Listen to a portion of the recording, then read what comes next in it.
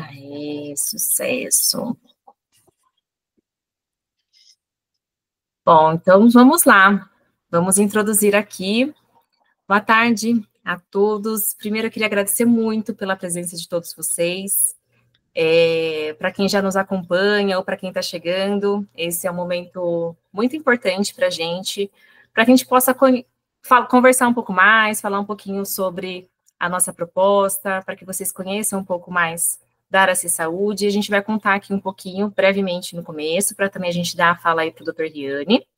E depois a gente vai encaminhar o material para vocês, por isso que a gente pede também para deixar aqui o contato, para se conectar com a gente, que depois dessa live, quem tiver interesse em conhecer os nossos serviços, entender como funciona, nós vamos mandar aí o material, e também vocês podem estar em contato com a gente pelos nossos canais, WhatsApp, Instagram, LinkedIn, e-mail, tá? Então, nós estamos aí em praticamente todas as plataformas. Vou me apresentar brevemente. Quem que tiver dúvidas, também pode deixando aqui no chat, durante toda a reunião, a gente vai acompanhar, e no final a gente vai ler as perguntas, ou quem quiser falar no final, tá bom? Fique à vontade. Quem quiser também levantar a mão aí durante a nossa apresentação, fique à vontade para se colocar, tá bom? Então, eu sou a Juliane Pimenta, sou gerontóloga formada pela USP e gestora de saúde pela São Camilo, com experiência na área de envelhecimento, estruturação de serviços, programas de saúde, inovação, gestão, design, experiência do cliente. Então, temas como envelhecimento saudável, promoção da saúde, gestão de cuidados são aí minha grande paixão, né? Já estou nesse mercado aí há alguns anos. Me formei em gerontologia no ano de 2009 e desde então trilho aí esse caminho do envelhecimento saudável e dentro dessas temáticas que eu tanto sou apaixonada. Então, eu atuei por 10 anos em operadoras de saúde, como a Prevent Senior, e a Aumento Saúde, que foi a minha última casa no ambiente corporativo. Eu fiz uma transição profissional recentemente. Hoje, eu atuo como consultora na área de gerontologia, sou reabilitadora cognitiva, atuo com gestão de casos, e este ano estou aí consolidando essa nova fase da minha vida com a Araci, conjunto com a Michele, que é uma grande amiga aí já há quase 10 anos. Já completamos 10 anos de amizade, né, amiga? Então, é com grande satisfação, né, que nós realizamos essa live para celebrar o início da Araci Saúde. E a Araci Saúde, ela surgiu inspirada na nossa vivência, né? A gente já teve essa intensidade, né? A gente já mergulhou nesse setor e ainda mergulhamos, né? Damos grandes braçadas aí. E estamos principalmente com o propósito, né, com o desejo de aplicar todo o nosso conhecimento de uma forma mais autônoma, né, e alinhada com os nossos valores, de acordo com aquilo que a gente realmente acredita dentro desse cenário da saúde. Então, assim, claramente a gente não quer ser somente mais uma empresa na área da saúde, nós queremos construir um legado de cuidado e propósito para que a gente possa impactar vidas, inspirar novos negócios, desenvolver novas parcerias, como a gente está fazendo aqui agora, encontrar soluções, gerar empregos, né, que é bom também, desculpa, gente. E aqui na Araci, nós destacamos o nosso olhar para uma gestão inovadora e integral da saúde, guiada por uma combinação rara de técnica, experiência, empatia, compromisso, excelência no atendimento. E o nome Araci, não sei se alguém foi pesquisar, se já tomou conhecimento, né? Então, é uma palavra de origem tupi, que significa nascer do dia. Então, a proposta é fazer nascer novos caminhos para solução de problemas complexos na área da saúde, já que a gente viveu aí todas essas dores e entende bem como que funciona. Então, nós sabemos de todos os desafios que nós temos pela frente, mas também nós confiamos na nossa persistência, na capacidade de fazer acontecer e multiplicar. Então, agora eu vou passar a palavra para minha grande amiga e parceira aqui, a Michele, é com você. Bom, eu sou Michele Lagassi, sou enfermeira, formada pela Unicamp, com especialização em administração hospitalar pela USP e pela FGV. Tenho experiência tanto no setor público quanto privado, no setor público, Prefeitura de São Bernardo do Campo, o próprio Hospital das Clínicas, no setor privado, a Alminte, onde foi uma grande escola, e conquistamos várias amizades, por lá que eu e a Ju nos conhecemos. A Mi como nossa grande mentora, né, Mi? Adoro processos e resultados, talvez até um pouquinho de obsessão em apresentar esses resultados, de estruturar esses caminhos, pelas quais muitas vezes não são tão fáceis. E isso tem a ver também com a questão do tema da live de hoje, que é como equilibrar a vida, manter esse equilíbrio entre vida, trabalho e bem-estar, que é uma questão tão antiga quanto o nosso próprio trabalho. E conhecendo um pouquinho dessa questão dos problemas das empresas, como apresentar esses resultados, os problemas de produtividade, de engajamento desses colaboradores, dos resultados, problemas como o absenteísmo, que são recorrentes em todas as empresas. Nos últimos anos também vem surgindo a questão da problema, ou um tema com muita força, que é a questão da saúde mental. Um pouquinho de dados aqui. A questão da saúde mental era vista até pouco tempo atrás como um tabu. Hoje estamos conseguindo quebrar um pouquinho esse tabu. E 1 em cada 10 brasileiros acredita que a saúde mental é um principal problema de saúde do país, segundo a pesquisa Ipsos de 2023. E dados também como do Ministério da Saúde, do Ministério da Previdência Social, mostram que entre 2022 e 2023, houve um aumento de 38% no caso de concessões e benefícios por incapacidade devido a transtornos mentais e comportamentais no Brasil. O Dr. Riane vem trazendo essa abordagem que nos levará a essa reflexão individual e que nós, da área C, estamos trabalhando em prol de soluções coletivas, consistentes e duradouras. Não temos todas as respostas, mas com certeza temos muitas perguntas e inquietações que faz que nos movemos para encontrar possíveis caminhos. Então, convidamos vocês a seguirem com a gente. E para quem ainda não entrou em contato, por favor, deixe os dados no QR Code para receber os pacotes de serviços que preparamos para essa live aqui com vocês.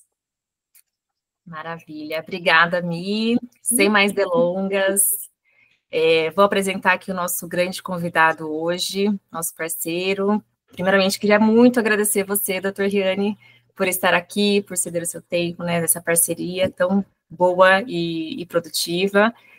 E vou falar um pouquinho do currículo do Dr. Riane, né, para quem, acho que muitos aqui já conhecem ele. O Dr. Luciano, ele é médico formado pela Unicamp, com pós-graduação em Medicina do Esporte e Fisiologia do Exercício pela USP. Ele é médico responsável pelos programas de reabilitação, pesquisador e professor nos cursos de graduação e pós-graduação na Escola de Educação Física e Esporte da USP. E também atua como médico no Laboratório Alta Excelência Diagnóstica do Grupo DASA. Então, Dr. Luciane, deixamos a palavra com você. Mais uma vez, muito obrigada. Que todos possam aproveitar aí todo o conhecimento que o doutor vai trazer aqui para a gente. E a gente gostaria que vocês participassem, deixassem aqui seus comentários, perguntas, e no final a gente bate um papo também, tá bom? Legal, obrigado pelo convite. Tudo bem com o meu áudio? Estão ouvindo bem? Tudo certo. E a imagem já estou começando a projetar lá. Eu estava vendo, né, na conversa, todos aqui estamos se cruzando entre Unicamp e USP, né? Muito legal. Dizer que tem uma questão acadêmica que nos orienta, que acabou também, acho que, nos unindo não por acaso, né? Nessa busca por questionar o que está acontecendo. Eu me classifico como alguém incomodado com os rumos que a humanidade está seguindo já há muito tempo, né?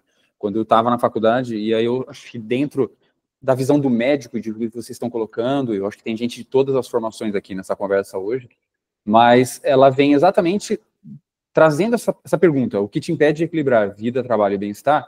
E a partir dessa reflexão, a gente encarar e eu apresentar para vocês como é que a medicina está vendo isso, porque a gente realmente chegou no momento em que não dá mais para deixar as coisas acontecerem, né? Eu acho que nessa encruzilhada que a gente se encontra hoje, que chegou a virada, o momento de virar essa chave. A gente acredita, e aí uma coisa que juntou muito, o que eu já vinha desenvolvendo junto com a Juliane, principalmente agora nessa fase de OMINT, porque eu tenho desenvolvido muito trabalho no ambiente corporativo, porque a gente encontra, e isso é uma visão que eu identifiquei a partir das minhas experiências pessoais na medicina, de que o ambiente de trabalho é uma oportunidade incrível de a gente fazer essa mudança de comportamento das pessoas.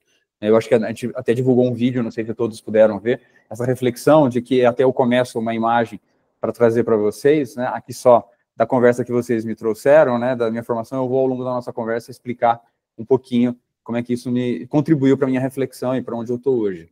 Mas essa visão de que a gente chegou na beira do despenhadeiro, né? A nossa forma de desenvolver, eu acho que faz muito sentido onde a gente chegou hoje, e eu estou falando mais da área médica, e eu acho que vocês vão se identificar na área de vocês, é que a gente foi se acostumando com uma série de avanços que a tecnologia nos trouxe, e deixando de lado uma outra parte que agora se tornou urgente. Então, eu acho que hoje a gente está num momento em que não é possível mais retardar esse processo, né? A própria Juliana me colocou, né, nessa busca agora, após essa visão da Umint, que é de trazer de uma forma mais individualizada, mais personalizada, como impulsionar o ambiente de trabalho que reúne atores tão importantes, né? Você tem o funcionário que está buscando melhor qualidade de vida para ele e para sua família. Você tem a empresa que está buscando sobreviver num ambiente árido e também competitivo de produtividade.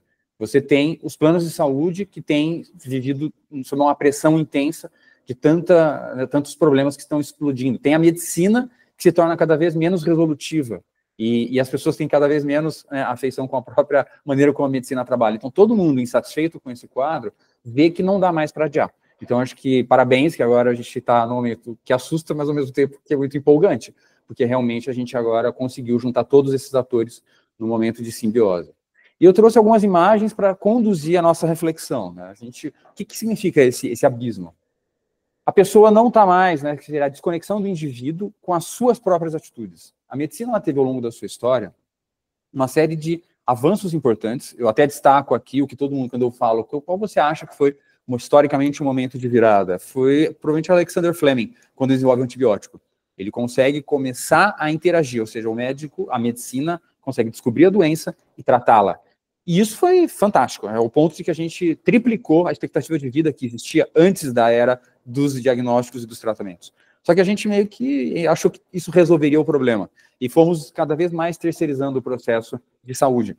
E o indivíduo foi se distanciando das atitudes, né, do controle das suas próprias ações. Então, a gente hoje precisa fazer esse reequilibrar, trazer de volta o indivíduo para atuar ativamente. E não adianta mais, a gente por muito tempo acreditou que as informações pudessem fazer essa mudança. E essa imagem, eu acho que ela é emblemática, que ela mostra que o saber não é o suficiente para fazer. Vocês vejam que esse indivíduo, ele sabe que é importante a atividade física, é importante cuidar do corpo, tanto que ele colocou o cão dele para fazer esse cuidado. Mas ele, em si próprio, tem uma dificuldade muito grande. E isso revela exatamente esse dilema comportamental, que é você conseguir colocar na prática o que o conhecimento nos traz. Isso se reflete em várias decisões que a gente tem no nosso dia a dia. Por exemplo, as escolhas dos alimentos, né? O que a gente vai utilizar no dia a dia e o quanto que o alimento é fonte de energia ou fonte de prazer. Os resultados que vão acabar trazendo no nosso corpo, na nossa composição física, e que vão resultar, no final, num desbalanço hormonal, endocrinológico, com problemas de saúde que vão trazer ainda mais sofrimento físico e emocional. E isso se torna mais intenso quando a gente pensa num ambiente de tantos desafios, especialmente onde a falta de tempo se destaca, né? São tantas demandas, tantas exigências do trabalho, de casa, da família, da vida comum, que a gente fica aí assoberbado e meio que travado. E após a pandemia, isso se tornou tão mais agudo que a ciência está se debruçando sobre essa reflexão e os trabalhos têm surgido com enorme profusão na tentativa de entender como é que o ambiente de trabalho pode ser utilizado dentro do caminho inverso. Ou seja, será que ele, obviamente, é um provocador de sofrimento e de demandas, mas ele também pode ser o oposto. Então, a gente tem hoje as áreas da psicologia, que dominaram inicialmente, e a área da medicina correndo agora junto. Como que a gente pode utilizar o ambiente de trabalho da maneira oposta, um ambiente positivo de construção. E aí eu valorizo, então, o quanto que a Aracy se colocou na função de trazer para vocês essa informação e de fazer essa interface entre cada empresa com o que a gente tem hoje disponível. Porque a quantidade de informações é imensa, tem muito dado e as coisas a cada dia são muito mais dados são produzidos, mas a gente precisa de um ajuste, de uma adaptação, e a vida, a experiência dessas duas profissionais que estão andando a Aracy e que não estão sozinhas, acho que é um outro ponto importante, eu acho que em futuras conversas é legal a gente trazer isso, é o quanto que elas são capazes de gerir uma equipe de parceiros. Eu, por exemplo, sou uma pessoa que, obviamente, compartilha esse sonho e essa crença de que a gente pode fazer diferente, e até porque não tem como não fazer, se do jeito que está, não pode continuar. né, e a gente tem condições de fazer isso acontecer, mas é de juntar esses profissionais e entender em que momento, em que locais, pessoas diferentes podem ajudar nesse processo de mudança e de transformação. Mas é uma tarefa muito árdua. Essa imagem agora, eu queria nesse slide discutir com vocês o quanto é difícil, na verdade, lidar com o comportamento humano. Eu trouxe até essa imagem desse cãozinho, né, que está meio desanimado com as coisas, porque, infelizmente, esse é o quadro mais comum, inclusive conosco, né? Eu até começo com a ideia do cão, porque os primeiros estudos que analisaram o comportamento, essa questão da naturalidade, da natureza de depressão e ansiedade, do comportamento, do emocional, foram com animais, né? Eles demonstraram que quando você submete animais a uma condição de estresse, eles tendem a ceder de maneira rápida a um estímulo nocivo. E eles meio que acreditam que é assim mesmo, sabe? Ah, a vida é assim. Ó céus, a vida é sofrer. E eles desistem. Então, eles faziam uma submissão a um estresse, e eles estavam presos com uma coleira, e rapidamente alguns cães desistiam de tentar fugir. Alguns continuavam tentando. E no dia seguinte, quando eles faziam de novo esse estímulo sem a coleira, a maioria nem tentava mais. É como se eles tivessem assumido de que viver é sofrer.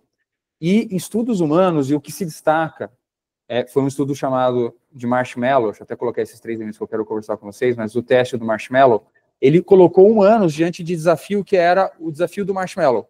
Você tem, o professor colocava na frente da criança, esse marshmallow é seu, você pode comer a hora que você quiser, mas se você suportar 15 minutos de vontade, eu vou voltar e te dou 2. Então foi uma experiência que a gente chama de gratificação atrasada, que é a capacidade de lidar com uma tendência inicial de escolher o caminho mais fácil, de fazer aquilo que é mais cômodo e comum, e você conseguir buscar algo mais difícil, mas que traz um ganho maior. Isso é um comportamento evoluído.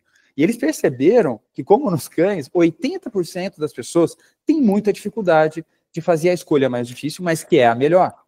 Então, é um grande desafio. Ficou demonstrado, né? Eu acho que a gente tem aqui a questão das realizar melhores escolhas.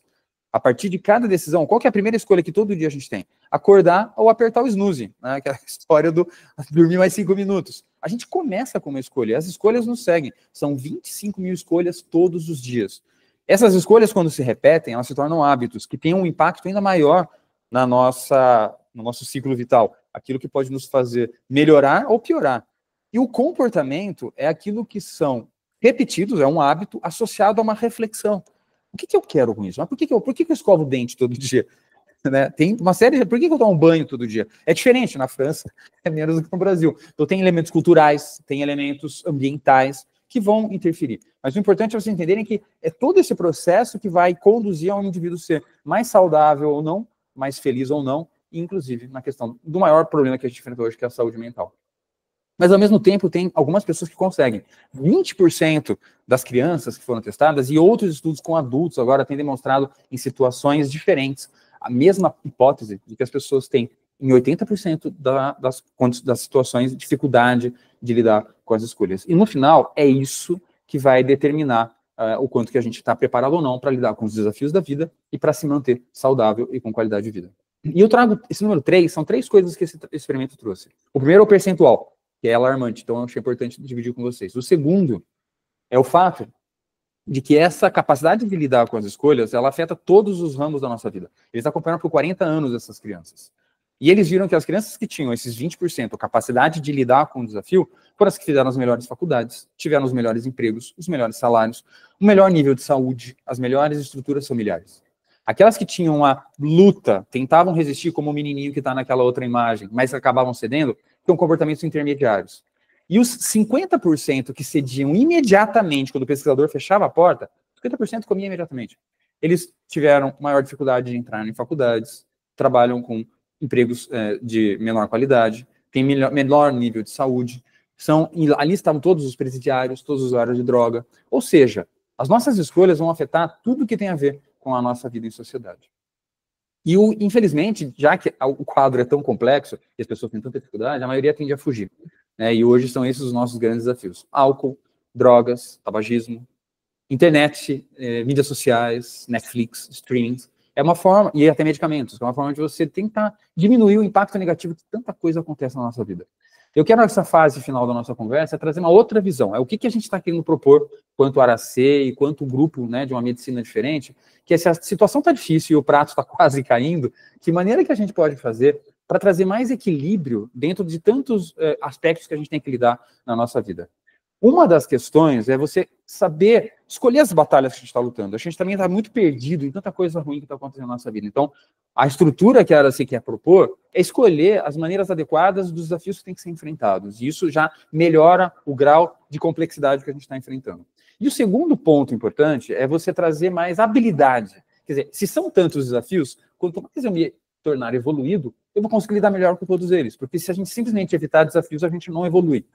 Acho que também eu queria muito trazer para vocês a percepção de que o estresse, como a gente encara hoje, ele é realmente muito nocivo e assusta a maioria das pessoas, porque ele não tem nenhum controle. Ele é excessivo, ele é o tempo todo, e a gente não tem ajuda para enfrentá-lo, e isso nos destrói.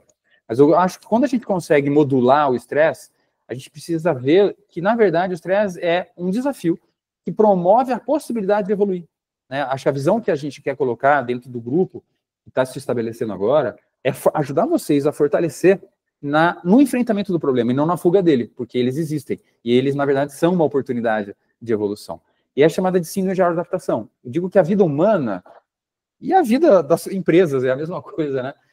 Sempre se pede mais, sempre se busca mais. É como se fosse uma escada rolante que nos leva para baixo. Se a gente não reagir, a gente vai ser levado para um ponto de perda. A gente precisa fazer uma caminhada invertida. Então, como a escada está caminhando, a gente precisa subir. Então, eu preciso ter uma atitude de evolução que nos leve a combater o processo que nos leva a cair. Eu já tentei, até fiz um vídeo um dia muito legal, em que eu estava na escada rolante, eu peguei essa velocidade dela e fiquei. Uma pessoa filmando como se eu estivesse no mesmo lugar. Se eu conseguir fazer algo que pelo menos me mantenha, eu estou parado.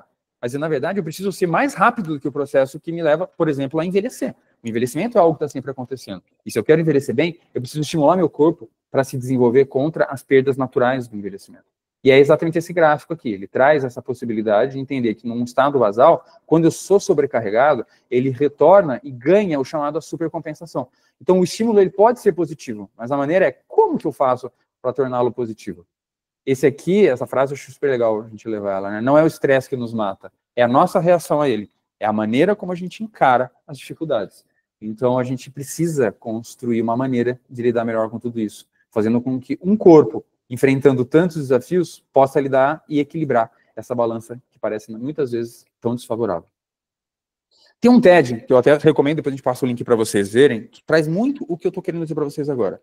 Então, a Kelly McGonigal, ela fala sobre a relação entre o estresse e a saúde humana. Então, ela comenta de uma pesquisa que foi feita no início de um ano, por exemplo, agora, janeiro de 2025.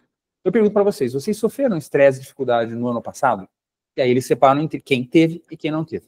E vai acompanhar ao longo de 2025 essas pessoas e ver o quanto que vai ter a manifestação de eventos cardiovasculares, infarto, AVC e mortalidade. E eles viram que as pessoas que relatavam ter sofrido mais estresse no ano anterior tiveram maior complexidade, mais eventos e mais morte no ano seguinte.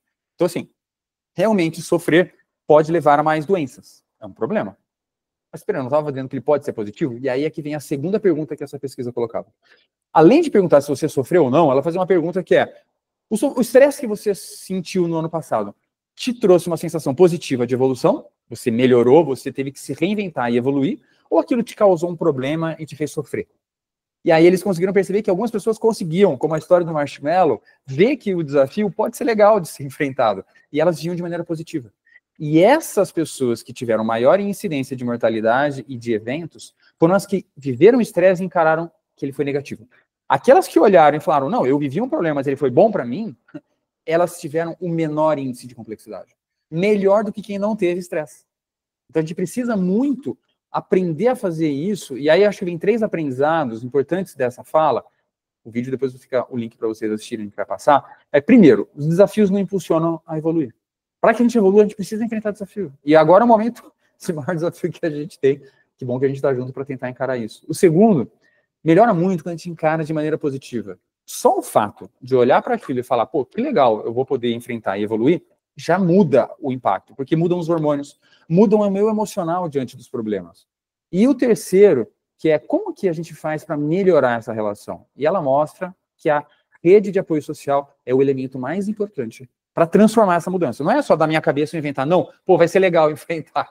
Não, eu preciso receber um suporte. E isso a medicina, cada dia que passa, eu acho que vocês têm vários, Tem muita ciência sendo produzida em cima disso, tanto que é um dos pilares do estilo de vida, relacionamentos sociais positivos, que é isso que nos conduz a uma vida saudável, a equilíbrio emocional e a encarar todos esses desafios. Então, mais uma vez, por isso que a gente está aqui, né, Michele, né, Juliane, a gente está aqui para estabelecer essa rede, e que não são só elas duas, né, eu sou um dos parceiros, né, que agradeço a honra de ter podido falar com vocês hoje, mas são pessoas que dentro da sua expertise vêm para dar essa orientação e esse suporte para que vocês possam ter a força de caminhar, transformando o que é difícil e que dá medo em aquilo que é desafiador, e aí eu tenho coragem de enfrentar.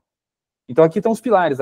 Os Estados Unidos, eu estou em Harvard, né? Não foi, um grupo de pessoas que resolveram, não, em Harvard eles falaram, cara, não dá mais, a medicina não está conseguindo lidar com a doença humana, precisa de uma coisa diferente. Então, eles criaram medicina do estilo de vida, porque é isso, se eu quero mudar o buraco que a gente está caminhando, as pessoas têm que entrar no jogo, é o estilo de vida delas que tem que mudar. E eles colocaram esses 6 pilares principais, e eu destaco aqui, então, o pilar aqui que a gente chama de relacionamentos sociais positivos. E que veio, eu vou falar de 2 pesquisas agora, uma antiga, tá, que é essa publicação de 1964, foi publicada na JAMA, uma das melhores revistas de medicina, que ela falou o seguinte, cara, a gente viu um grupo de italianos, essa comunidade da Pensilvânia, que não morre para uma galera que está vindo no hospital e que está envelhecendo e não está infartando, não está tendo AVC. O que esses caras têm? Tem alguma mágica, vamos lá conhecer os caras, vamos lá ver. Aí eles pensaram no estilo de vida. Eles comem uma dieta especial? Não. Eles fazem um monte de exercício, caminham um monte? Não. Eles têm uma genética específica? Não. Eles foram entender, não tinha nada. Eles tinham os fatores de risco, eles viviam uma vida americana comum. Eles foram fugindo da guerra, não tinham uma condição, né, muito boa, mas eles não adoeciam. E o que era? O que era o segredo? Alguém tem uma dica? Olha isso aqui. Alguém aí tem uma família italiana? Isso aí é a minha família, cara. Todo mundo comendo junto. A dieta nem era a melhor, mas o fato das pessoas estarem juntas, compartilharem as suas dificuldades, os seus problemas, dividirem soluções e saber que tem alguém junto para me ajudar nesse processo. E aí isso traz uma estabilidade, um equilíbrio e eu consigo enfrentar. Porque se eu ficar fugindo, eu só vou afundar. As pessoas vão me esmagar de tanto problema. Então a gente quer resgatar isso aqui e precisa de conhecimento para fazer isso acontecer. Então esse foi um estudo emblemático. E agora, um estudo mais recente, de 2010, que fez uma comparação entre todas as atitudes que eu poderia desenvolver para melhorar a saúde humana. E eu até botei essa foto aqui, porque vocês lembram que tinha aquele menininho que estava tentando escapar da escolha do marshmallow. E eles tiveram um aprendizado que se eu quero que esse menininho consiga lidar com o desafio de comer o marshmallow imediatamente, o elemento que mais ajudou e fortaleceu a mudança de comportamento, de se tornar resistente, era fazer parte de um grupo. Eles faziam para o menino, você faz parte de um grupo vencedor. Ele punha uma camiseta preta, o seu grupo é grupo preto, botava uma foto com várias crianças de camiseta preta fazendo o símbolo da vitória, e ele conseguia vencer, porque ele entrou num grupo de pessoas que estavam fortalecendo a atitude dele. E olha que interessante nesse trabalho aqui que a gente trouxe aqui. Agora eu vejo. A gente destaca, eu posso falar, perder peso, reduz em mais ou menos 20% a mortalidade. Fazer atividade física, 23%. Fazer reabilitação cardíaca, mesma coisa. Parar de fumar, 50% de redução. Mas olha uma redução superior a 60%, de quase 70%. O que foi? Presença de relacionamentos sociais positivos. Quando você identifica, e mais importante, ele até subdividiu aqui, que é o tipo de percepção. Porque eu falo para vocês, convido qualquer um, vai na Avenida Paulista ao meio-dia, vai ter um monte de gente em volta. Você vai estar no meio de uma galera, mas você é atropelado, ninguém nem te fala bom dia. É a questão de alguém que sabe seu nome, conhece como é que está sua filha, estava doente, como é que está sua avó. Essa coisa de realmente estar preocupado com você. É isso que mais muda a saúde das pessoas hoje. Então vamos tentar construir. E esse trabalho, que assim, na verdade, essa aqui é uma experiência que eu achei super legal, uma série, não sei quem já viu, 100 Humanos. Eles são pesquisadores, entre aspas, mas que mostram situações que, de uma maneira divertida, revelam muitos elementos do comportamento humano interessantes. Eles fizeram uma pesquisa aqui, uma situação, em que eles dividiram em 2 salas, eram 100 pessoas, 2 salas com 50, e que elas iam assistir um determinado vídeo, e era o mesmo vídeo, só que uma das salas, eles assistiam com um som de suspense, gritos, de dor, e era tipo uma videocassetada.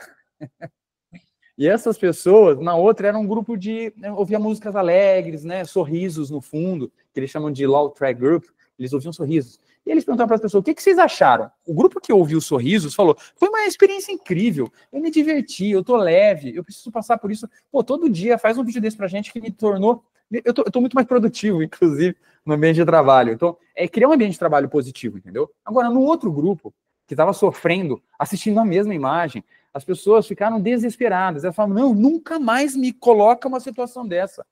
Isso me fez muito mal, eu não consigo nem pensar direito agora. Quer dizer, é a mesma situação, a mesmo vídeo, no mesmo local, só que o surrounding que foi criado era muito mais positivo. E é o que a gente quer construir junto com vocês. É fazer que esse local onde as pessoas estão vivendo, o ambiente de trabalho, seja tão agradável, tão construtivo, e são as ações que a gente propõe, né? Começando pelas palestras, que fazem parte de tantas ações das empresas, mas a gente quer inovar com novas estratégias para atuar no ambiente corporativo e tornar ele mais positivo.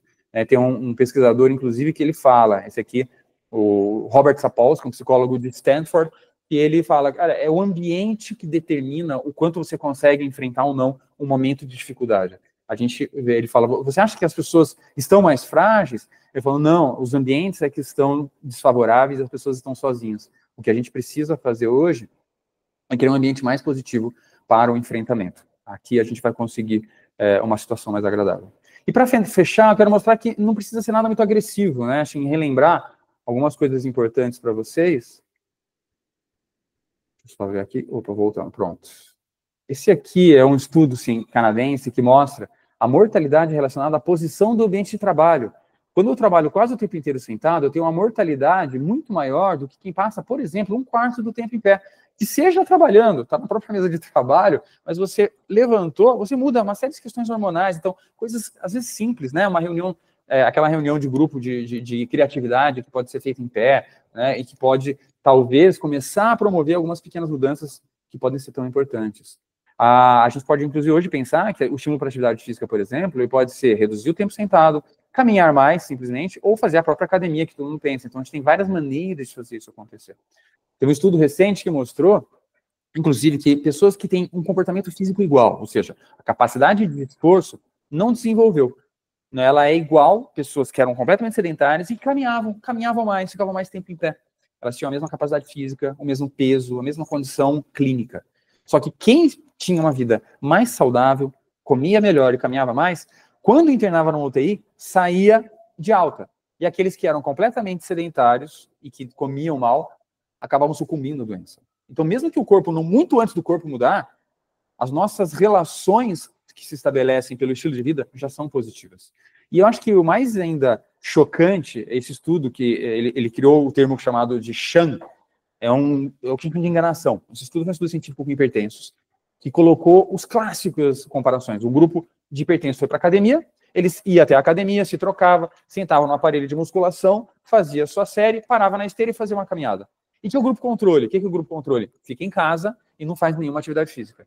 O que é o grupo Shan? O grupo Shan, em inglês é enganação, era um grupo que ia até a academia, se trocava, sentava no aparelho de musculação e ficava olhando para ele.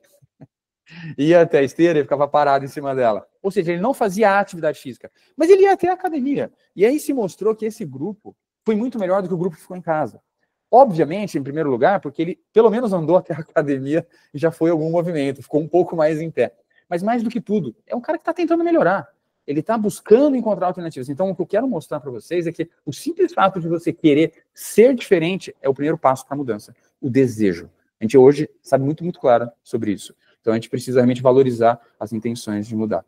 Porque a gente está num momento, então, de novo, lembrando, um momento crítico, complexo, tem muito sofrimento mental, em especial, as pessoas estão bastante sofrendo, mas é um momento que a gente pode ver o porquê que a gente pode virar essa chave, que é cada vez menos doença, mas cada vez menos saúde. É meio que um paradoxo que eu vejo, porque a gente está numa situação em que as pessoas estão equilibrando o que está errado a partir de remédio. O que está faltando é atitude. A gente ficou muito bom em achar problema e corrigir. Mas, cara, e o indivíduo? Onde que ele está? Tentar resgatar isso aqui. A visão oposta, olhar para si mesmo, equilíbrio, buscar contato com a natureza, paz e assumir uma atitude de construir um corpo que é capaz de lidar com esses próprios desafios.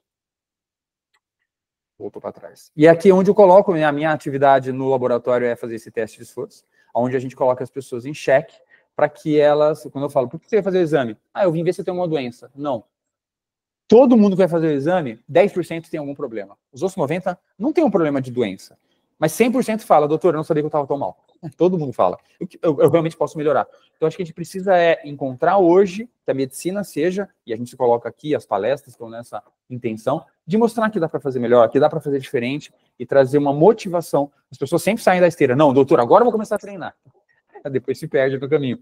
Mas é um momento, é uma reflexão. E acho que a vida é feita de oportunidades e de estímulos para a gente possa fazer diferente. E eu falo dessa virada. Medicina reativa. Acha a doença e corrige através de remédio, para uma medicina proativa. Antes de adoecer, eu me estimulo para ser mais saudável. E aí a gente consegue sair desse nó. Foi o que eu fiz comigo, né? Num dia em que eu me refleti, o que mais afeta a minha vida?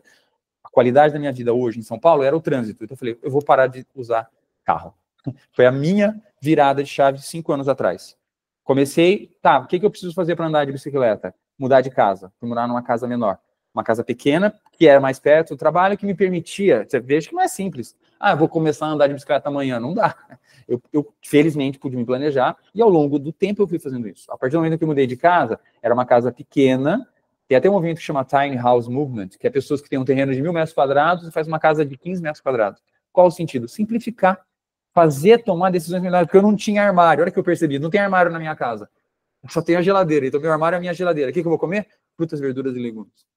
Só que dura poucos dias, né? Então o que eu vou fazer? Eu vou todo dia no supermercado. Dia sim, dia não, eu vou no supermercado. Aí eu comecei a caminhar mais. Aí comecei a fazer as amizades. Eu tinha um monte de amigo de compra. Vocês já viram isso ou não? Bate-papo, conversa. Então vocês verem que quando você começa com uma provocação de tornar a sua vida melhor, as coisas vão se somando e você naturalmente vai tomando tantas atitudes que são positivas para a gente. Então se a gente fica essa reflexão e abrir um espaço para nossa conversa, mudar é possível? É assustador, né? É o maior desafio da humanidade no século XXI. A OMS e a ONU falaram, o comportamento é o grande momento da virada, mas é o maior desafio que a gente tem. E eu acho essa frase muito positiva. Se a gente acha que é difícil, eu não acho que eu acho que é necessário, independente da dificuldade. Mas o Boi usa essa frase, que para mim, que está começando a ficar com os cabelos brancos, ela me salvou. Envelhecer é um processo extraordinário, olha que legal essa palavra, em que você se torna a pessoa que você sempre deveria ter sido. O convite é a experimentação, a descoberta e a possibilidade de se tornar melhor a partir do próprio processo vital. Então, a partir disso, eu quero que vocês tentem, e eu vou deixar nesse último slide aqui essas dicas resumindo tudo que a gente falou, né? Por que é tão difícil mudar e fazer esse equilíbrio entre coisas tão importantes? O primeiro, acho que se a gente abrisse o áudio, a gente vai poder conversar um pouquinho, falta de tempo, acho que domina para todo mundo, né? Obviamente, a vida está extrema. Segundo, dilema da escolha. Hoje a gente tem tantas possibilidades, mas tem, mas aquela comidinha é tão boa, mas aquela série é tão legal. São muitas tentações que não tinham antes, né? Eu venho de uma geração que não tinha celular. Eu tinha que levantar para atender o telefone. Eu me mexia para atender o telefone. Hoje, você cada vez se mexe cada vez menos. Então, a gente tem escolhas que nos afetam. Escassez de exemplos, inspiração e conhecimento, né? Hoje a gente tinha grandes ídolos que fomos perdendo, e eu acho que a gente precisa tentar buscar essa inspiração. Por isso que eu valorizo tanto o esporte, principalmente o esporte olímpico. Você vê pessoas incríveis. Cara, ele é tão incrível, o Bolt. Eu adoro o Bolt, nunca vou correr com ele, mas ele é tão bom que eu posso ser um pouco melhor do que eu sou hoje, né? Me estimula a tentar ser melhor. E a desconexão com o corpo e mente. A gente realmente parou de se perceber como é que alguém aceita tanta dor, tanto sofrimento, tanta coisa que pode mudar, né? E as dicas para a gente viver essa mudança hoje, eu coloquei em algumas dicas rápidas. Comece fácil e com pequenos passos. A minha mudança começou quando eu comecei a treinar enquanto eu assistia o Jô. Na minha época era a coisa que eu mais queria fazer. Hoje, na pandemia, eu assistia Walking Dead, aquela série dos zumbis, e eu treinava esteira, corda, corria parado, porque eu falava assim, cara, se um dia tiver um apocalipse desse, eu tenho que estar bem para sobreviver. Então, assim, treinem junto com alguma coisa. Um outro dia, um CEO me falou, eu treino andando na esteira enquanto eu ouço meus e-mails. Eu falo, Siri, leia meus e-mails. E vou caminhar, tá feito. A gente precisa facilitar, mas a gente tem que realmente começar com coisas fáceis e que se insiram no nosso cotidiano. Então, sentir prazer e encontrar motivação. Tem que ser gostoso, tem que ser legal. No meu caso da bike, eu me lembro do meu avô que me ensinou a andar de bicicleta. Eu sinto o vento no rosto, eu vejo o pôr do sol. São coisas que para mim são positivas e importantes. Né? Sentir o prazer imediato. O prazer a médio prazo, eu falo 1, 2, 3, que é quando eu vejo que eu estou acordando melhor, eu estou mais disposto. E o terceiro nível, depois de 6 a 12 meses, que eu fico mais magro. Hoje eu perdi 30 quilos usando bicicleta. Naturalmente, né, me sinto muito mais capaz, eu não me sinto mais cansado. Então eu confio mais no meu corpo, na minha saúde. Então eu acho que realmente os benefícios vão acontecendo. E a gente estabelecer rotinas em que você coloca esses hábitos no cotidiano, você automatiza. Então, por exemplo, no meu caso, hoje eu nem tenho carro, eu só uso bicicleta. Então, qual que é a chance de eu não pedalar? É zero. Aí você fala, e se chover, doutor, como é que você faz? Eu comprei capa de chuva e tênis aquático. Eu meto a capa e vou embora.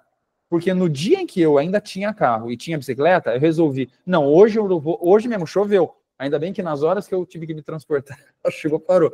Mas eu um dia peguei o carro e o carro travou. Eu falei, cara, eu vi as bikes passando. Foi naquele dia que eu falei, não, no dia de chuva, a bike é ainda mais importante do que o carro. Então, eu fui me cercando, né, de fatores de hoje, para mim, é uma escolha que está inserida. Um outro ponto importante, encontrar exemplos de inspiração e cercar-se de apoiadores, né, as nossas relações sociais que nos motivam, que nos fortalecem. E, por fim, esses dois que se complementam, que é a ideia de você começar a se perceber mais, né, trazer essa ideia do mindfulness e criar essas métricas, para que eu perceba o que eu estou fazendo comigo mesmo. Então, eu falo, você caminhar, pedalar, para mim é o mindfulness. Eu sinto o vento no rosto, eu sinto o meu corpo pedalando, a respiração acontecendo, eu me fortaleço nisso. E eu acho que a gente começa a sentir o que provoca em nós, no nosso dia a dia. O que eu estou fazendo e o que está causando. Se eu, por exemplo, ao ponto de hoje, falar, você quer experimentar alguma coisa diferente, um exercício novo, vai lá e vê o que acontece com você. Pô, foi gostoso, me fez bem, que é a ideia do Bowie. A gente se descobrir ao longo da própria experiência. Eu acho que essa liberdade de experimentação, para mim, é um ponto-chave da nossa mudança. E eu vou deixar essa última imagem para vocês, né? Que é, eu falo, para ser gostoso, pode ser com bastante diversão. Vocês imaginam, muita gente deve ter visto esse vídeo aqui, mas eu vou só relembrar. Vocês imaginam que simplesmente etiquetar uma escada de um metrô vai fazer as pessoas mudarem de atitude? Será? Não, né? Olha, foi feita uma foto numa estação chamada Odenplan, na Alemanha, num dia normal. 80% das pessoas usam a escada rolante. É o normal. E o que vocês acham que acontece quando você etiqueta? É o contrário. Até esse senhorzinho, contra todas as expectativas, foi na escada normal, porque ela é divertida, ela é gostosa, as pessoas estão fazendo.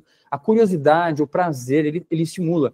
E a gente pode desenvolver isso, a nossa ideia é chegar nesse patamar, que as empresas possam oferecer essas experiências que são realmente estimulantes de uma grande mudança. É chamada de fun theory, né? Fazer com prazer, fazer se divertindo. Então, agradeço a vocês todos aí esse momento. Espero que a gente tenha ainda um tempinho para fazer um bate-papo. Deixa eu parar a apresentação, para a gente poder conversar um pouquinho em cima disso, mas que fique essa provocação, né? De que existe um caminho diferente, ele é possível, e a gente quer ajudar vocês nessa construção. Não é fácil, de novo, acho que se fosse fácil, estava todo mundo fazendo, né? É que nem o rapaz lá com o cachorro na esteira, quer dizer, se fosse fácil, ele mesmo estava fazendo, mas não é, a gente realmente acredita que precisa, e eu mesmo queimei minha língua, né? Eu sempre falava, qual o principal pilar do estilo de vida? É óbvio que é o exercício, é só fazer. Eu tenho que me relacionar, e são essas relações que vão me conduzir a fazer as escolhas, né? Então, realmente, eu hoje me entrego, é esse o pilar, por isso que eu estou aqui com as meninas, que a gente ajude vocês nesse processo. Muito obrigada, doutor. Parabéns.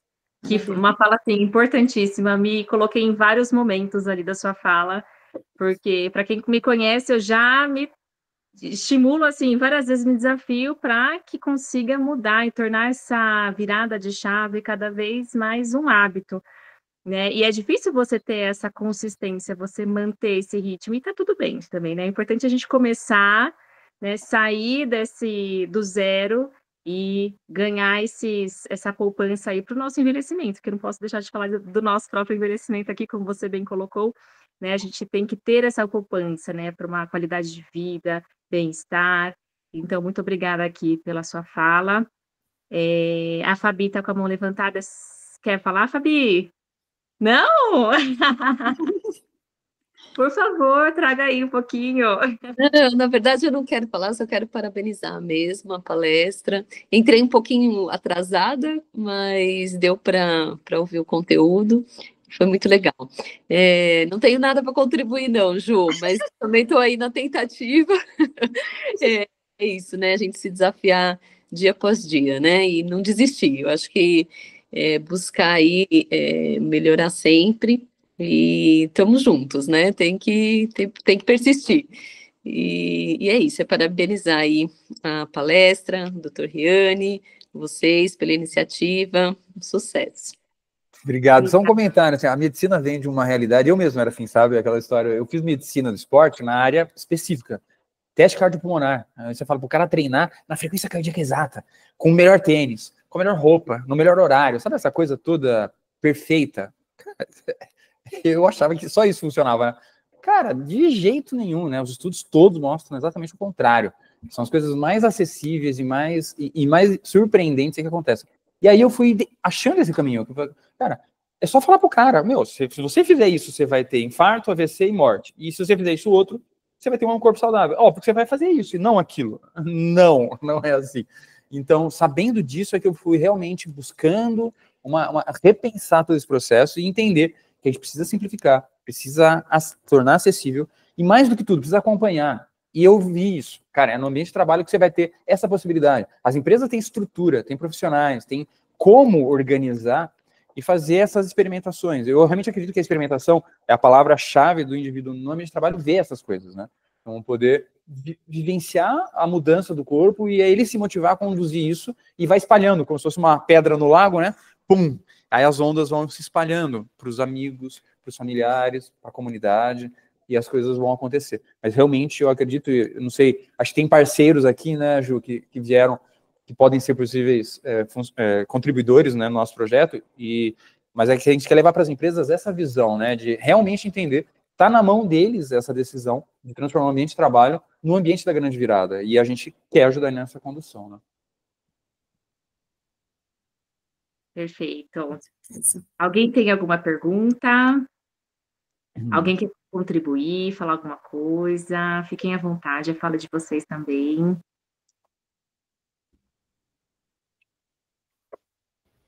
Mi, quer complementar com alguma coisa? Michele? Miquela, que eu sei que você gosta de falar, Mi. Doutor Riane, parabéns, obrigada, você foi perfeito. Gostei muito que você trouxe a questão social, que né, é o meu trabalho, o quanto que é importante, né, a gente ter relacionamentos, uma rede social de apoio, e para falar em hábitos, em mudança de hábitos e hábitos para a longevidade, o quanto é importante a gente estar inserido num grupo que se fortaleça, né? É exatamente isso. Adorei o que você falou. Eu faço tudo a pé aqui no meu bairro. Eu conheço todo mundo me conhece. E isso é extremamente saudável. Você fica sabendo o que está acontecendo no seu bairro. Você faz a coisa caminhando. Você faz a escolha de comprar comida fresca todo dia. Não é fácil. Mas é tão prazeroso que depois você se esforça para poder fazer. E é isso, gente, é muito difícil. A sua fala foi muito pertinente em todos os momentos.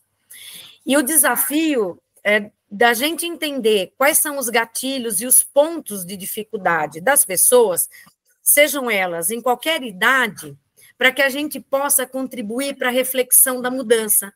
Que é exatamente... Todo mundo... Você colocou lá o carinha gordinho com o cachorro. Todo mundo sabe o que tem que fazer. A questão é, em que momento que eu me sensibilizo para fazer? Então, cabe a nós, profissionais, né, e pessoas que lidam com pessoas, entender aonde está o ponto sensível de cada indivíduo para que a gente acione ali para que ele consiga virar a chavinha. E apoiando. Outra coisa que você trouxe que eu achei super... que são tantas as demandas, mas por onde eu começo? E aí as meninas, a gente já trabalhou muito isso, né? É um longo caminho, uma longa jornada, já fizemos muito trabalho dentro de empresa, mesmo com os próprios pacientes, nos programas em que a gente gerencia. É você entender o que é importante para ele, para a gente pegar aquilo e falar, tá, você gostaria disso? E se a gente fizesse... Gente, desculpa, são minhas cachorras, tá? Gente, para! Umas loucas que resolveram dar o... Como que você ajuda ele a perceber se aquela mudança vai ser importante? Assim, formatura de um neto, casamento... Eu estou acompanhando uma senhora de 90 e poucos anos e ela era uma caidora crônica. Aí, Ju, você sabe do que eu estou falando. Mas tinha o casamento da neta, então ela se dedicou, aceitou o andador, tudo porque assim, ela não quer cair mais e correr o risco de não estar presente. É isso, gente. Nós temos que entender o que faz sentido para as pessoas. E para isso, a gente precisa de empatia, a gente precisa querer saber o que é importante para ela de verdade. E esse é o mesmo papel das empresas. Se você não tocar, de fato, o outro, a gente não consegue a transformação. Então, muito obrigada pela sua fala. Ela veio num dia tão importante para mim. Hoje foi um dia de desafios, de alguns casos extremamente difíceis de manejo, em que dá até aquele meio desânimo, e a sua fala me encheu de esperança. Que bom. Obrigado. E 2 pontos que você me chamou a atenção muito bons. Um ponto, essa individualidade. Cada empresa tem um perfil, óbvio, mas cada pessoa também tem. E muitas vezes a gente tenta encaixar todo mundo num pacotão, né? Essa empresa X é isso que vai funcionar para ela. Eu acho que o que a gente está propondo aqui é exatamente a capacidade de entender nos meandros, né, dos grupos e saber para quem funciona o quê. E muitas vezes não consegue-se, né? Nos planos de saúde, nos laboratórios, nas próprias empresas, os RH estão cheios de problemas para resolver. Então, acho que realmente ter essa parceria é interessante no sentido de entender o que funciona para quem. Então, trazer um próprio raio-x de quem é essa empresa nessa questão comportamental, né? E o segundo ponto, você colocou bastante também importante nesse aspecto, que é a ideia de que a gente precisa quebrar um ciclo onde as pessoas sempre acham, eu vejo muito isso das novas gerações, que a empresa é o algoz. Ela quer me fazer mal, quer me quebrar, né? E tanto que hoje eu vejo, o cara tem lá um trabalho. Se a outra empresa oferecer tudo igual e uma bala TOEFL a mais no final do mês, ele troca de empresa. Quer dizer, essa infidelidade que quebra todo o processo. Então, quando ela percebe, pô, não, essa empresa realmente tá preocupada comigo, cara, ela quer me fazer bem, e você quebra o maior câncer do mundo corporativo, que é a troca contínua de pessoas. Você tem que recontratar, ensinar de novo, bababá. Então, precisa quebrar. Eu acho que a gente está numa caça de gato e rato, e que não faz nenhum sentido. E, pelo contrário, é onde a coisa pode realmente dar certo, e um ajudar o outro, né? E o cara vai entregar mais para a empresa, faz todo sentido também, né? Eu acho que tem que aumentar essa... Porque tá todo mundo na loucura, né? E aí você vai falar burnout, não consegue mais trabalhar, não consegue produzir, precisa quebrar esse ciclo. Então, eu acho 2 pontos que você colocou importantes mesmo, e eu acho que o ambiente de trabalho, ele consegue, sim, ser muito positivo nisso. É desafiador, mas é a experiência que a gente está tendo, e as duas, a Ju e a Michelle, já sabem, né, de tudo que elas aprenderam. Eu estou nessa luta ainda, e então a gente realmente quer fazer uma coisa diferente, e vale a experiência para vocês, né? Obrigado, Ana, pelo seu comentário. Cecília? Tinha mais gente, né, com a mão levantada. Sim, sou eu. Eu queria fazer um comentário que, assim, eu sinto uma tendência a me isolar, né?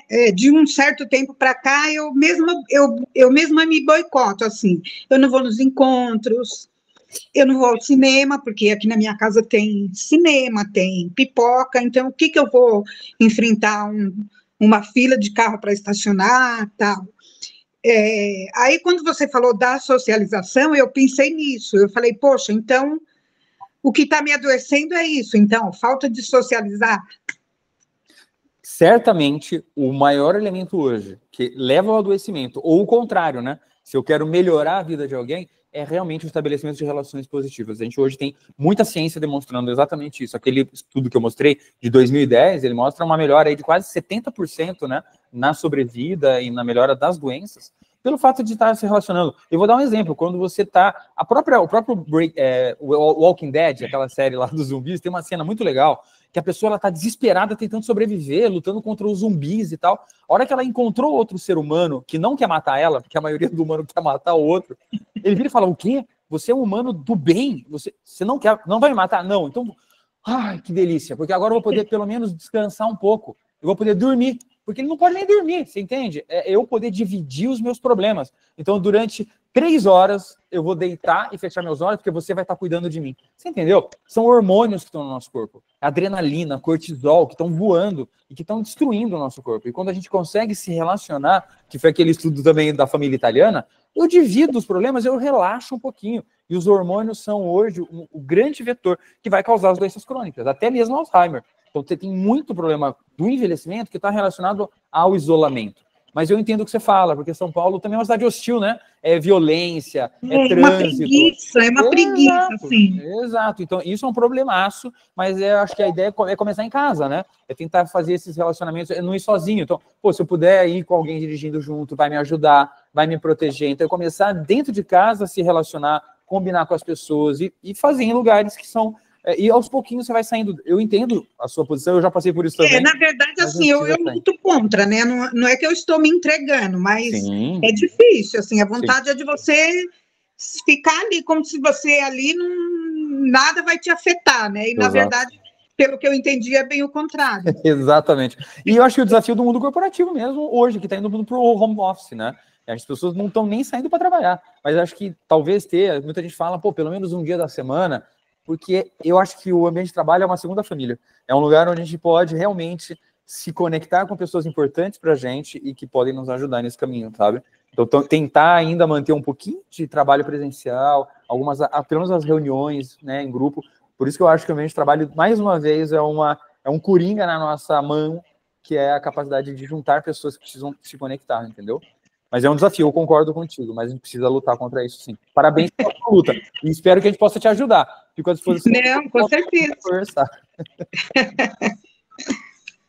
Eu me aposentei recentemente, né? Então, assim, eu ainda estou me adaptando ainda. Olha só. Tá eu me aposentei, vai fazer 1 ano agora.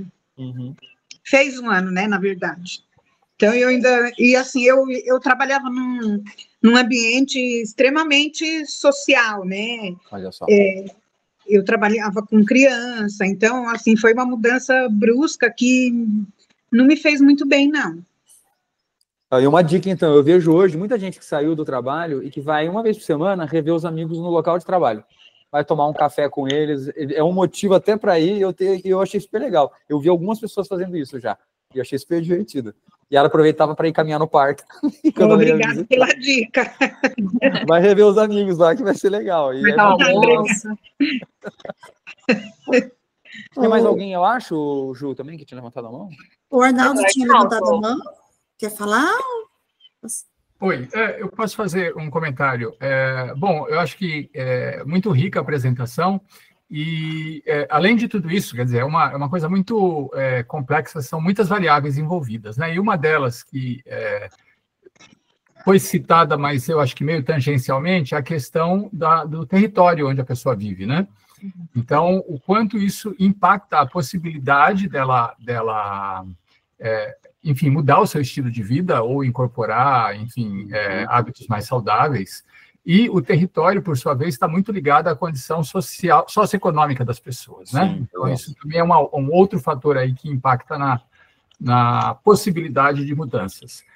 Mas, por outro lado, eu lembro de ter visto, coisa de uns 2 anos atrás, uma palestra da doutora Ana Cláudia Quintana Arantes, que trabalha muito com cuidados paliativos, e ela estava lá relatando, na experiência dela, o quanto o fato das pessoas terem dinheiro não necessariamente ajuda nas melhores escolhas. Pelo contrário, a gente tem muita gente que, justamente pelo fato de ter muito dinheiro e ter todo o conforto à sua disposição, acabam vivendo uma vida mais sedentária do que elas poderiam estar vivendo, né? E aí ela disse, justamente pessoas de estratos sociais, socioeconômicos mais baixos, muitas vezes têm a saúde melhor porque são obrigados a ou trabalhar fisicamente ou ralar a parte de locomoção pela cidade e tudo mais, né? Então, você vê quantos paradoxos se misturam nessa equação, né? É uma equação super complicada. Obrigado pelo comentário. E tem uma arquiteta que ela fala, né? O maior definidor da saúde humana é o CEP, Código de Endereçamento Postal. É o lugar que você vive, porque é fato. São os relacionamentos sociais que você estabelece, as possibilidades, o seu extrato socioeconômico. Tudo isso vai afetar. Então, sim, é um elemento super importante, mas que como tudo na vida, pode ser bom, pode ser ruim. Acho que a ideia sempre vai ser um desafio e a gente precisa encarar e encontrar de que maneira que a gente pode contornar isso. Então, e o mesmo que você falou, tem funcionários aqui da USP que a gente fala, eles pegam 5 ônibus e 2, 3 horas de deslocamento para chegar aqui no trabalho. E aí não consegue fazer exercício nenhum. Eu falei, então vamos tentar fazer o seguinte, vamos olhar o que você faz, porque talvez caminhar 15 minutos para pegar uma outra linha de ônibus, você vai caminhar mais 15 na saída e com uma linha, você em 1 hora faz o trajeto. Então é repensar, às vezes, os próprios trajetos, mas são desafios. Sozinho ele não conseguiria, mas a gente consegue tentar encontrar soluções, né? Por isso que as equipes são importantes, ferramentas importantes para lidar com os obstáculos. Mas parabéns, sim, pelo comentário, é exatamente isso. E não é fácil. Eu até botei agora, acabei de fazer uma apresentação numa empresa, eu botei uma foto de um barraco na beira de um penhasco, que é uma coisa que eu penso muito, sabe? Agora estão num momento de novo de chuva, né? Que eles vão fazer a entrevista de uma pessoa que está num barraco, que está com a parede já flutuando, o barraco da direita já caiu, da esquerda já caiu e ele não sai de casa. Fala, cara, como é que essa pessoa, né? Como que ela não sai? Como que ela sai? É outra pergunta. Qual a condição que ela tem de ir para um outro lugar? Quais são as restrições financeiras, econômicas, de conhecimento para ela poder mudar dali? Então, é muito difícil. O comportamento humano ele é muito mais emocional e limitado pelas condições impostas do que simplesmente querer, né? Como, eu quero, eu vou fazer. Não é. Pelo contrário, é extremamente desafiador, mas eu acho que é possível. Por isso que a gente está aqui para tentar achar esse caminho, né? Mas é muito complexo. E a equação é essa, Arnaldo. Por isso precisa de tanta gente, né? Eu sou um dos. Eu vim hoje e tive o prazer de começar a falar, mas precisamos de um monte de profissional aqui para ajudar nesse processo, e por isso que a equipe que a Aracy está montando é tão elaborada e tão completa. Posso contribuir com a fala do Arnaldo e complementar, Arnaldo? Essa fala, isso é muito comum, e a gente que trabalha, eu tenho a oportunidade de trabalhar com um público de alta renda, e eu te digo, né, no dia a dia, isso não é garantia de melhor qualidade de vida e de uma pessoa saudável, principalmente do ponto de vista emocional. Na contrapartida, às vezes a pessoa de uma classe mais simples, ela ganha muito mais, além do que você já colocou, essa pessoa depende muito da sua rede de apoio social, coisa que às vezes uma pessoa de alta renda não tem. E já trazido pelo Dr. Riane, isso faz toda a diferença na sua qualidade de vida e na sua longevidade. Era isso. Muito bom. Muito bom, muitas contribuições positivas. Eu acho que é um papo que dá para a gente se alongar aí por horas. Sim. Muito gostoso. Nós, da Aracy, gostaríamos de agradecer muito pela presença do Dr. Riane aqui, pela presença de todos vocês. Deixe os seus contatos com a gente, por favor, para que a gente possa entrar em contato, vocês saberem das próximas lives que estamos preparando aí ao longo deste ano. E agradeço a todos pela participação. Muito obrigada, gente. Foi uma tarde muito gostosa. Obrigada por estarem aqui, dedicarem esse tempo de vocês. E a gente vai se falando. Mais uma vez, muito obrigada, Dr. Riane. Eu que agradeço pelo a Mariana quer falar também. Tem mais uma fala. Vamos lá. Fala, Mari. Não, na verdade, eu estava batendo a palminha aí, só levantei sem querer. Isso. Obrigada, gente. Obrigada aí.